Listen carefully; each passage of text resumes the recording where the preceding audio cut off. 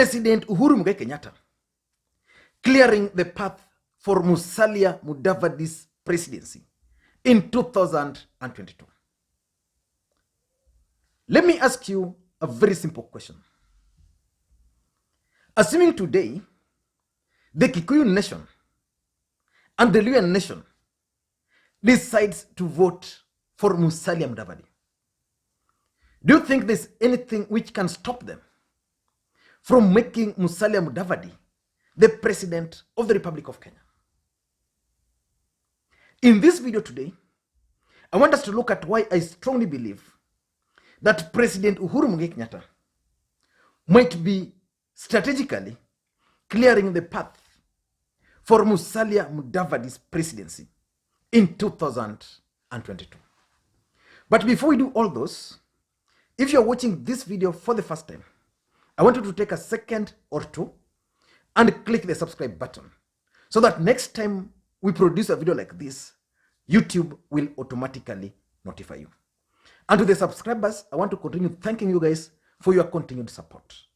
Every time I request you guys to click thumbs up button, you normally do that. And those videos always blow up. So I want this one also to blow up. So please just click the thumbs up button now before we proceed. Now back to the main issue. What is President Uhuru Kenyatta's game plan for 2022? And there's something which I've always said on this platform, and let me repeat it. As at now, the president is still not very clear on the path he's going to take in 2022. But the president is clear on one thing, that he's not going to support his deputy, William Ruto, for the presidency in 2022. That's a covenant which has been broken. And around President Uhuru Kenyatta, I'm also repeating this again. Around President Uhuru Kenyatta's camp or inner circle, there are four camps. There's the camp which believe that the president should actually support Raila Odinga. Because according to this camp, it is only Raila Odinga who can defeat William Ruto. Probably in one of my videos, I'll explain into details why these camps are there. So this team believe that Raila Odinga should be endorsed by Uhuru Kenyatta. Then there is the second camp, which has now been subdued. The camp which believed that William Ruto should be supported by the president. And this is the camp where someone like Justin Muturi, the Speaker of the National Assembly, is. Just the other day, you saw Muturi being propelled to run for the presidency. So basically what's now happening is that this camp has decided that because William Ruto might not become the president, so they want to propel Justin Muturi to be either a deputy president or the prime minister in the next government. Then there's the third camp, which believes that President Uhuru Kenyatta and Raila Odinga, both of them should not run, but instead support someone else. And this is where Musalia Mudavadi scores hugely. That camps believe in Musalia Mudavadi or Kalonzo Musyoka. Actually, they are looking at a possibility of pairing Mudavadi with the support of Uhuru and Raila and Kalonzo Musyoka. And then there's the third camp, which believes that the presidency should be amongst themselves, one of them. And this is the camp which has been pushing for Fred Okengo Matiang'i ticket and the Cabinet Secretary for Health, Mutahi Kagwe, ticket. So those four camps have emerged around the president. But this camp pushing for Musalia Mudavadi, if you've been keen, reached out to Musalia Mudavadi sometimes back. And they told Musalia Mudavadi that we want to make you the president of the Republic of Kenya. But there are certain things which you must do, which you are not doing today. The first thing you must do, you must declare your interest for the presidency. Anybody who follows the politics in this country closely, it's a bit hot. Sorry. Anybody who follows the politics of this country closely should have realized one thing. That around 6 months ago, ANC party officially endorsed Musalia Mudavadi for the presidency. Around that time, Barack Moloka was the Secretary General, and Eliud Owalo was also playing an integral part in NC party. So once Musalia Mudavadi passed this information to them, Barack Moloka and Eliud Owalo bolted out of that party because they saw the seriousness in Musalia Mudavadi, and these people were actually doing the bidding for William Ruto. And again, in politics, nothing happens out of mere coincidence. Around that time, this guy called, this was in September last year, Ayub Savula, who is a very close ally of Musalia Mudavadi, revealed that the president is going to support Musalia Mudavadi. I want you to listen to him briefly before we proceed. Dunia hii ni uvumilivu. Uvumilivu. Huyu rais wangu anayekuja, mimi naheshimu Mheshimiwa Uhuru Kenyatta kabisa. Huyu rais wangu mwenye anaingia Musalia Mudavadi 2002 alikuwa running mate wa Uhuru Muigai Kenyatta. Wakaanguka kura 2002. Kibaki akaingia. 2007 Musalia huyu akawa mvumilivu. Akawa deputy wa nani? Raila Amolo Odinga. Wakaanguka kura. Sijui waliibiwa ama walianguka. Hiyo siwezi eleza. 2017 uvumilivu. Huyu ndugu yangu senior akavumilia. Akaambia baba, wewe ndio mkubwa kwa miaka, songa mbele. Si hata nyinyi mmesonga mbele kimiaka? Si mmesongeshwa? Akavumilia. 2017 hakusimama kiti yote. Alipewa kiti ya hewa yenye haiko kwa katiba. Walikuwa namuita ato prime minister. Raundi hii tumeomba Mheshimiwa Uhuru Kenyatta, kwa sababu na retire, support your brother Musalia Mudavadi. Na mimi nafurahi kwa sababu nilisikia kisiri. Unajua mimi nikiwa mahali, mimi nilikuwa mwandishi wa gazeti. Nasikia maneno kisiri. Nikasikia ule lengo akipigia Uhuru leo asubuhi, Uhuru mtuma na kakitu hapa. Kakitu kanaingia saa hii. So by that time, people did not take whatever Savula was saying seriously. Then,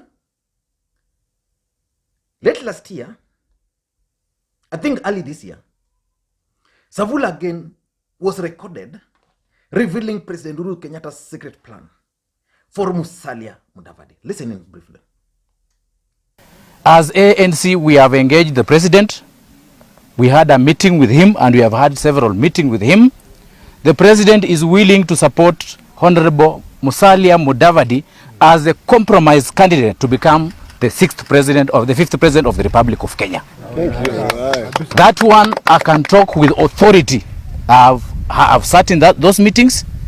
Uhuru has accepted to support Musalia, and he has given Musalia conditions. Move across the country, gain support, then I'll support you. We are taking advantage of the war that Ruto is fighting the president. Tupitie katikati pale ili we can go to State House. We are taking advantage of that war so that we can front Musalia to take that position that is vacant now, because Uhuru needs advice on how to salvage the economy. Uhuru does not need wars.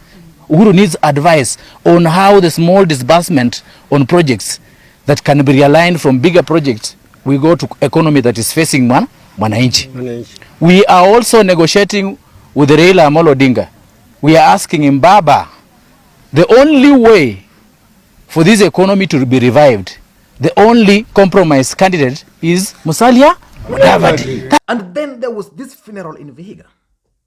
During the burial of Musalia Mudavadi's mother, President Uhuru Kenyatta himself stated something which is very serious, politically speaking, in this country, and it's likely to change the equation.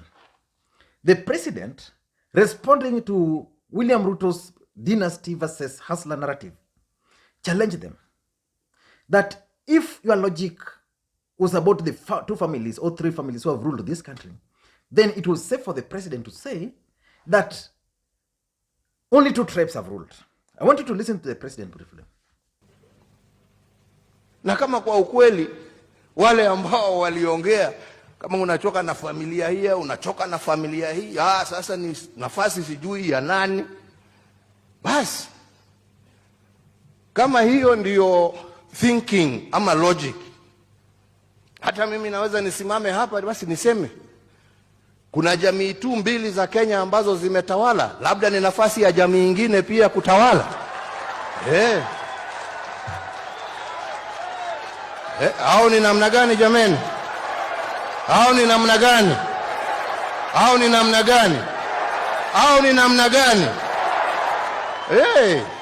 So that statement by the president should not be taken from the face value. Because in politics, nothing happens out of mere coincidence. The president's statement was heavy because it means the president was telling whoever cared that he's not going to support a presidential candidate from the Kikuyu nation. And again, he's not going to support a presidential candidate from the Rift Valley because those two regions have led. The president was very clear that the next president should actually come from outside those two tribes. And he's repeated this almost 3 times.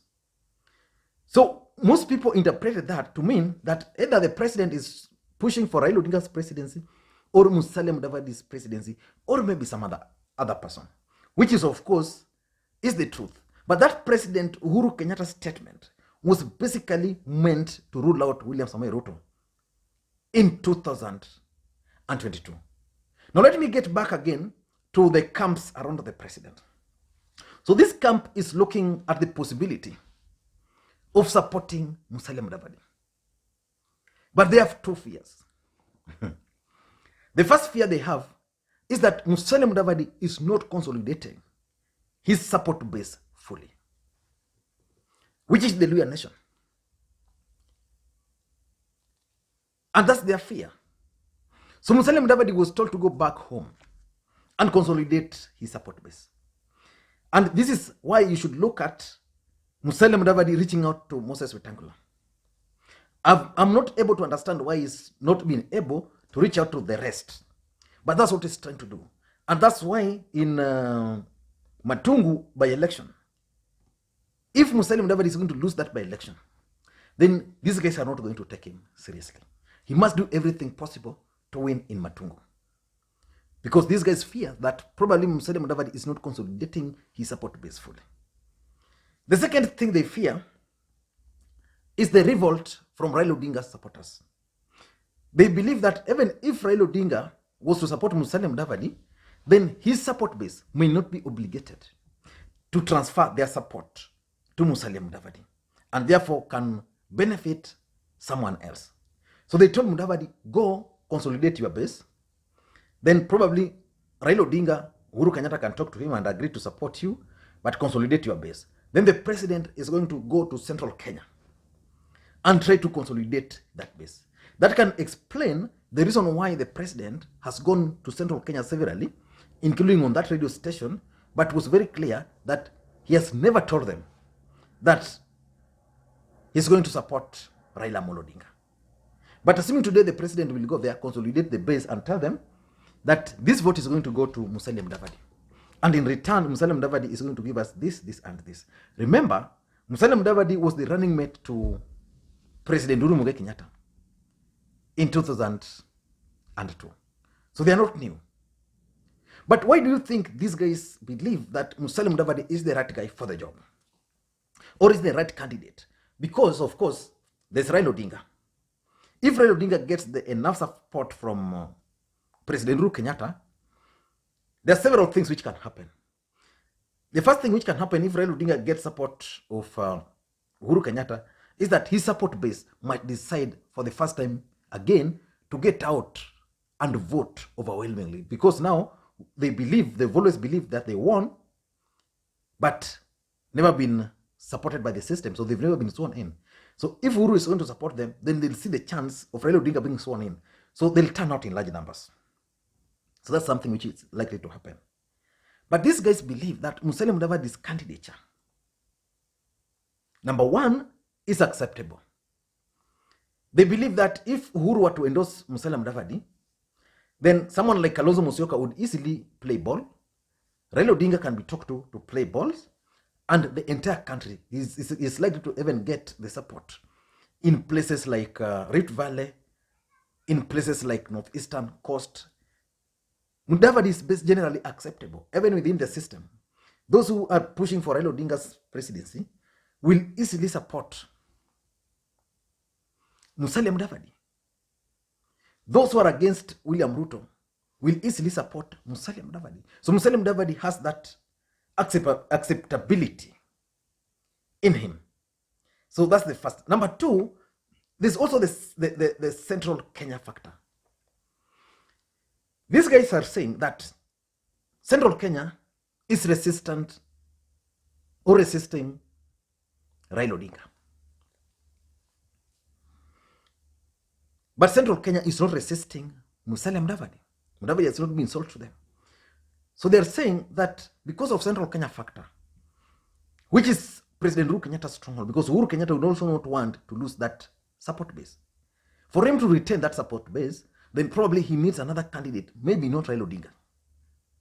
So that candidate is Musalia Mudavadi. So when Musalia Mudavadi is supported by Uhuru Kenyatta and is taken to central Kenya, and of course, any keen observer should have realized that around that 6 months ago I was talking about, Musalia Mudavadi even tried embarking on a journey of consolidating central Kenya, and he was receiving huge support from the ground there. So central Kenya, with their numbers, supporting Mudavadi, giving him members of parliament, then those members of parliament then can now be used to appoint someone from the region as the Prime Minister of the Republic of Kenya, either Uhuru Kenyatta or someone else, or even Peter Kenneth. Number three they are banking on is Raila Odinga support. Within the political circles, it's normally alleged that whenever you see Musalia Mudavadi or whenever you see Raila Odinga, then rest assured that's where Musalia Mudavadi is. In fact, when Musalia Mudavadi started opposing BBI, some people claimed that Musalia Mudavadi will end up supporting the BBI when he was opposed to it. And that's exactly what's happening, because Raila was there. So they believe that with Raila Odinga's support for Musalia Mudavadi, then Musalia Mudavadi can easily be made the president of the Republic of Kenya without much sweat. As much as there's a section of Raila Odinga's support base which might rebel, decide to go for Ruto, or some will decide, okay, we are not voting. Ultimately, that support for Raila Odinga, if it's guaranteed for Mudavadi, then these guys believe Musalia Mudavadi can easily become the president of the Republic of Kenya. And that's why someone like Malala has been pleading with Raila Odinga to support Musalia Mudavadi. And lastly is the tyranny of numbers, what I began with. What's the number of registered voters in the Kikuyu nation? And what's the number of registered voters in the Luhya nation? Those two tribes, if they are combined, can deliver Nairobi, can deliver Rift Valley, can deliver Nakuru. They can perform well in Mombasa, basically coast. Luhyas are almost everywhere in this country. So they have the tyranny of numbers. If you add to the tyranny of numbers of the Kikuyus, then it even more than the Kikuyu Kalenjin vote, which made Uhuru Ruto the president of the Republic of Kenya. Very simple arithmetic. And that arithmetic is what the president is pursuing. And as a matter of fact, I'm reliably informed that the president asked the 4 presidential candidates, those who want to run for the presidency, to get upside there and start going to the ground, consolidate their bases. Then he's likely to identify the most popular one based on the intelligence report he receives. Thank you guys, and please, may you have a good day.